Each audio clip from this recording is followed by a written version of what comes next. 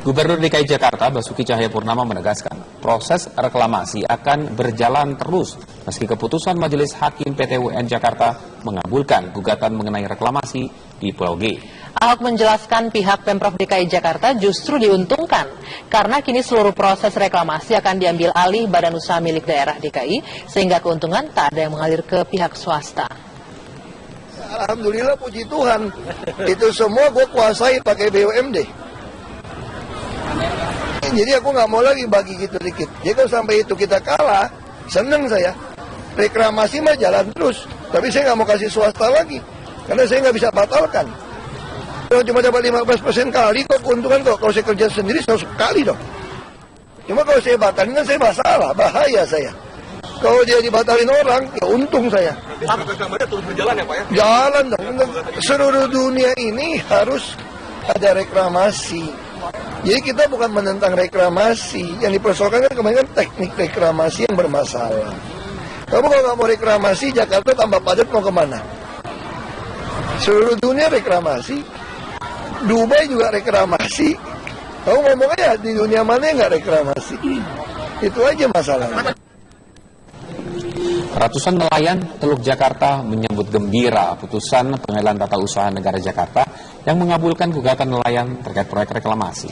Usai sidang gugatan, para nelayan sujud syukur di depan kantor Pengadilan Tata Usaha Negara. Mereka mengaku bersyukur atas diterimanya gugatan mereka. Meski sudah diputuskan pengadilan, namun para nelayan ini mengaku akan terus mengawal proyek reklamasi yang dianggap menyengsarakan kaum nelayan. Sebelumnya, para nelayan yang tergabung dalam Nelayan Tradisional Indonesia menggugat surat keputusan Gubernur DKI Jakarta tentang pemberian izin reklamasi Pulau G kepada PT Muara Wisesa Samudra. Nelayan menganggap izin reklamasi yang dikeluarkan Gubernur melanggar sejumlah aturan dan berdampak merugikan nelayan.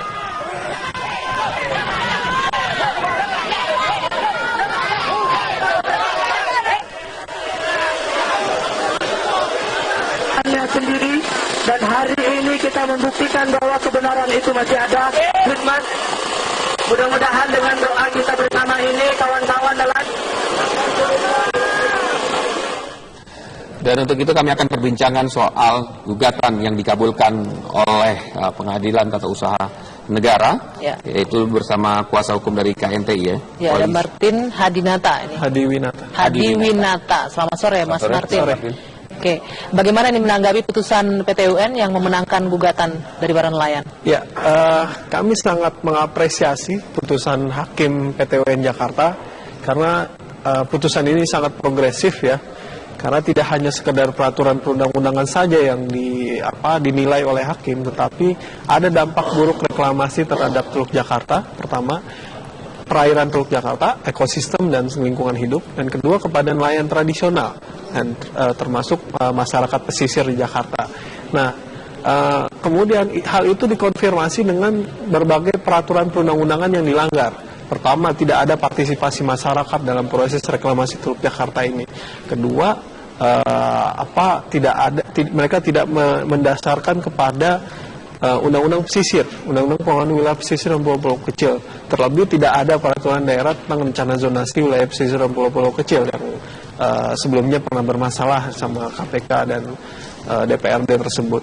Nah, dari masalah itu sebenarnya dikonfirmasi bahwa reklamasi ini bermasalah dari proses reklamasinya sendiri, kemudian proses terbitnya izin reklamasi itu semua bermasalah. Yang menjadi dasar hakim yang paling kuat tadi apa selain tidak ada keterlibatan masyarakat di sana? Pertama, tidak ada peraturan daerah tentang rencana zonasi. Kedua, mereka tidak mendasarkan kepada undang-undang pesisir dan pulau-pulau kecil. Dan di dalam izin reklamasi mereka menyebutkan hal tersebut. Ketiga, mereka tidak mendasarkan juga pada undang-undang lingkungan hidup. Termasuk dalam hal ini partisipasi hak masyarakat ya untuk menentukan bahwa mereka butuh nggak reklamasi. Sebenarnya reklamasi ini tidak butuh. Mereka masyarakat pesisir, laki-laki dan perempuan ya, di Teluk Jakarta, baik itu yang menangkap ikan maupun yang mengolah ikan, itu tidak membutuhkan reklamasi. Jadi sesungguhnya, ini kan kuasa hukum dari nelayan tradisional. Betul. Apa yang dirasakan langsung, dampak langsung dari ada reklamasi ini kepada nelayan, sehingga nelayan menggugat? Pertama, mereka, itu wilayah tangkap ikan bagi mereka, nelayan tradisional. Kan tidak hanya itu kan? Iya, tidak hanya, saya jelaskan. Tidak hanya menangkap ikan, tetapi mereka juga ketika menangkap ikan mereka harus lebih jauh. Jadi biaya operasional meningkat. Kemudian bagi nelayan lain ya yang di Pelabuhan Perikanan Muara Angke itu juga ada nelayan di atas 10 GT ya, nelayan di atas nelayan kecil ya. Itu mereka terkena dampak pendangkalan, ada sedimentasi akibat proyek reklamasi itu. Jadi ketika mereka ingin berlabuh ya ke pelabuhan itu mereka harus memastikan waktunya kapan, saat pasang atau surut. Jadi artinya nelayan ini melaporkan dengan adanya reklamasi itu adanya kerusakan. Betul. Lingkungan, Ya. kemudian berdampak kepada mereka. Betul. Dan kesulitan mata pencarian mereka. Betul, berdampak kepada itu aja. Nah sekarang setelah ada putusan PT UN ini, apa dampak langsungnya? Ya, pertama reklamasi ini harus dihentikan ya, Pulau G ya. Dan ini mengkonfirmasi sebenarnya apa yang ditemukan oleh Kementerian Lingkungan Hidup dengan SK penghentian sementara. Dengan ini sebenarnya membuktikan bahwa penghentian sementara tidak hanya penghentian sementara, yang harus dicabut izin reklamasinya, bahkan terkait dengan reklamasinya pun harus dihentikan. Yang di Pulau G. Pulau G. Nah, kemudian kita kalau berbicara tentang hukum, ini ada preseden namanya Mas. Preseden hukum bahwa Pulau G ini akan logika hukum dari putusan Pulau G ini akan juga mengikat kepada pulau-pulau reklamasi yang lain. Logika tidak serta-merta kan, tidak otomatis itu melanggar yang A, G melanggar yang kemudian yang lain melanggar kan? Serta-merta, karena begini, mereka tidak mendasarkan pada undang-undang pesisir. Nah, kami melihat di izin-izin reklamasi yang lain tidak ada Pemprov-nya yang mengeluarkan izin itu. Pemprov-nya, betul. Tapi bagaimana? Apakah pihak Anda dan juga nelayan optimis bahwa ini akan bisa direalisasikan putusan PT UN ini? Sangat bisa direalisasikan. Karena hakim pun menyatakan bahwa tidak ada dasar untuk melanjutkan reklamasi. Kalau kita mendengar, karena ini bukan kepentingan umum. Bentar, Mas Farid, kalau kita mendengar pernyataan Gubernur DKI Jakarta, dia mengatakan ikut senang dengan putusan PT UN. Dia mengatakan bahwa ini hasilnya nanti BUMD akan bisa mulai mengelola, tidak ke swasta keuntungannya masing-masing. Ini akan tetap berjalan reklamasinya. Saya kira BUMD sudah ada yang mengelola pulau reklamasi ya, mendapatkan izin reklamasi. Saya kira PT Jakarta Propertindo ya, yang untuk reklamasi Pulau F. Nah, saya harus mengatakan jika Pak Gubernur tetap ngotot untuk melaksanakan reklamasi, menurut kami ini adalah pembangkangan hukum, pembangkangan terhadap konstitusi. Jadi putusan ini juga menyatakan bahwa nelayan tradisional berhak atas sumber daya pesisirnya. Jadi itu tidak bisa dialihkan menjadi pulau reklamasi. Jadi ya kalau bisa saya katakan bahwa Gubernur kita ini membangkang konstitusi. Nah, bukankah tadi bunyinya adalah karena ada dampak lingkungan? Iya. Ya kan, dampak lingkungan, kemudian tapi izinnya itu berarti bisa diperbaiki kalau itu artinya. Reklamasi itu bisa diperbaiki, dilengkapi. Iya, tapi harus ada berbagai syarat kan yang harus dilakukan kan. Iya, termasuk mengajak tadi kan nelayan masyarakat tadi kan. Ya, termasuk hak masyarakat untuk menentukan bahwa reklamasi ini disetujui nggak oleh masyarakat atau enggak. Kalau saya melihat dari gugatan ini masyarakat sudah tidak setuju, apalagi nelayan tradisional ya. Dan itu diakui konstitusi. Atau terbelah masyarakatnya, ada yang setuju ada yang tidak. Yang menyebabkan ini bisa berjalan. Kalau kawan-kawan pernah menonton film dokumenter tentang reklamasi Pulau G, ada yang mendukung, tetapi ternyata mereka diiming-imingi sesuatu lah seperti itu. Oleh siapa diiming-imingi? Oleh pihak pengembang.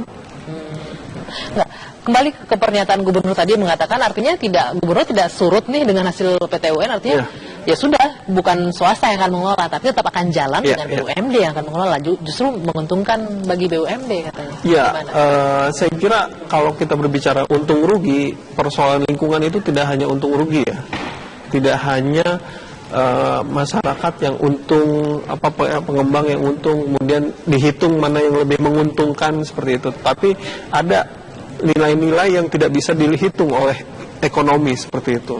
Misalkan ketika mereka menangkap ikan di situ, mereka membawa ke daratan dan menjual, kemudian mereka bisa menyekolahkan anaknya seperti itu, dan itu terjadi di Jakarta ya. Ini sudah jadi loh, Pulau G ini reklamasi ini sudah jadi, sudah berdiri sejumlah bangunan, kemudian ini tadi berdampak kepada nelayan. Kemudian dari hasil putusan ini nelayan apa yang akan dilakukan? Ya, saya kira kalau bukan kami yang harus melakukan, pihak pemerintah, kalaupun misalkan kami diberikan hak untuk itu, ya kami akan menggunakan itu sebagai sumber daya milik bersama. Itu bisa ditanami mangrove, itu bisa hal-hal yang lain, ya kan. Terakhir, kalau ternyata Pemprov tetap jalan dengan BUMD untuk melakukan reklamasi, apa yang akan dilakukan? Ya, kalau itu kami akan pikirkan langkahnya ya. Tapi yang jelas kami akan patuh pada konstitusi, dan konstitusi mengatakan bahwa bumi, air, dan kekayaan alam dan kekayaan alam di dalamnya itu dikuasai oleh negara dan digunakan untuk sebesar-besar kemakmuran rakyat ya, termasuk nelayan tradisional. Oke, baik Mas Martin, kita akan tunggu bagaimana nanti eksekusinya dari putusan PT UN ini ya. Terima kasih, selamat sore. Sore, Mbak. Dan pemirsa, kabar pertama saya akan kembali dengan kabar warga menangkan gugatan reklamasi Teluk Jakarta, dan proyek ini dituding syarat dengan masalah. Apa saja masalahnya? Usai jeda pariwara berikut ini.